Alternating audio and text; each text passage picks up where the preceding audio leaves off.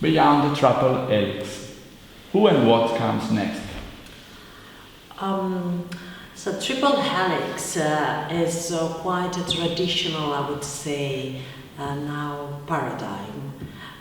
In my work as a social innovator, I would suggest that it gets more and more completed by civil society.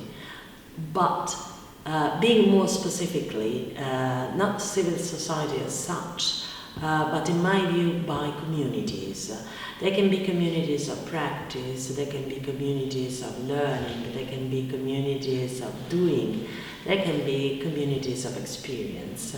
But the role of communities and means of the strength and the transformative force that they bring with them, I think will be a key element in the transformation and also in overcoming the triple helix concept.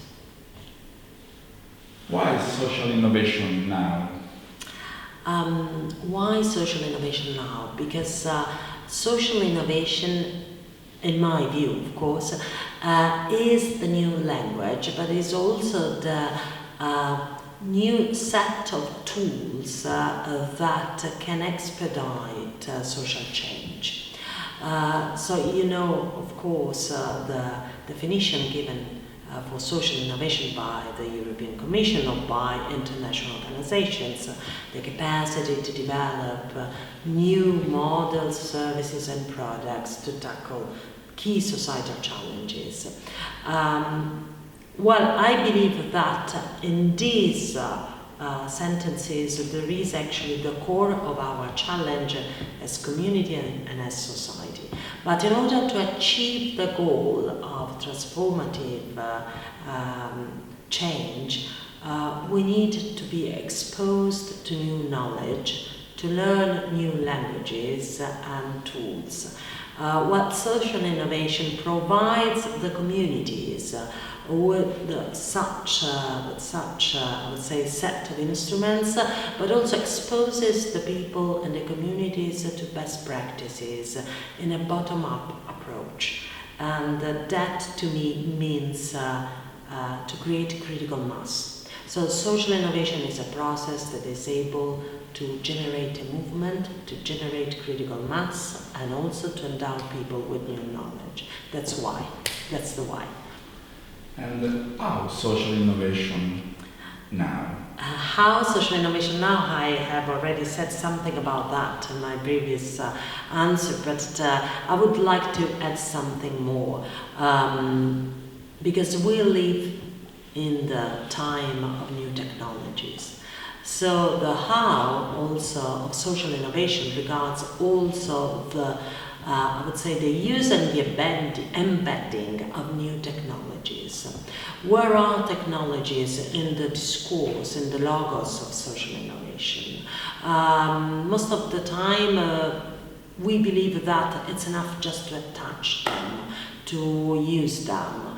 Well, I would like to push that belief a little bit further, because I believe that the role of technologies, so the how social innovation can also be enriched via technologies, includes and entails the fact of which kind of technology for which purpose.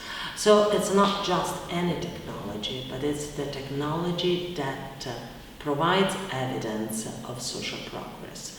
That's a key how that we have to be brave enough to select while developing social innovation.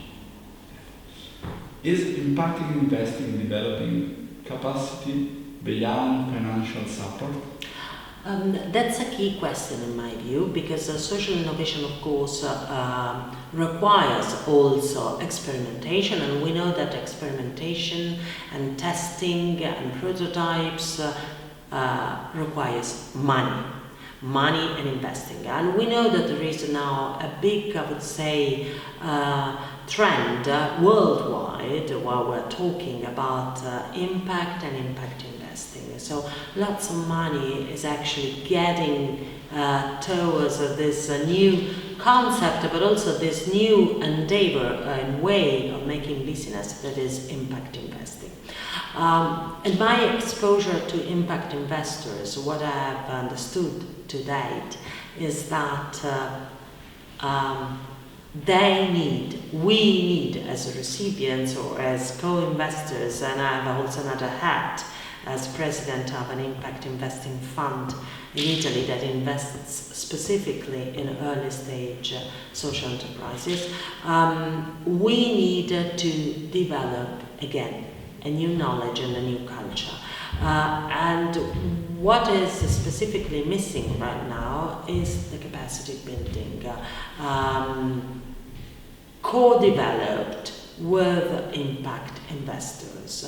So it's not just a question of how to do a business planning better or how to calculate financial returns. It's actually to create a new set of rules and tools so that future business that has a huge core, or the core in its social purpose and its social innovation, is regarded also via new lenses. And to do that, we have to develop those lenses together with impact investors. So impact investing needs to develop a new capacity building, I would say, arena. Do we have already a framework for impact culture? I believe that we are getting there. There are so many initiatives worldwide. There are so many brave young people. There are so, I would say, forward and further looking entrepreneurs and social entrepreneurs that I have the feeling that we have now reach the point where we can talk about a framework, a shared framework of impact culture. Now the challenge is to define it, to reflect in a sort of meta exercise on what that culture means and what it entails. So we do not have to give for granted that with the term culture we understand what is underlying it. We have instead to define what kind of content is actually fitting and matching with the purpose and with the ideal of impact culture. So being a little bit more radical, I would say that we have to make and to build a new architecture of choices where we decide together what is impact culture and what is not. So there is a framework of what we have to substantiate it.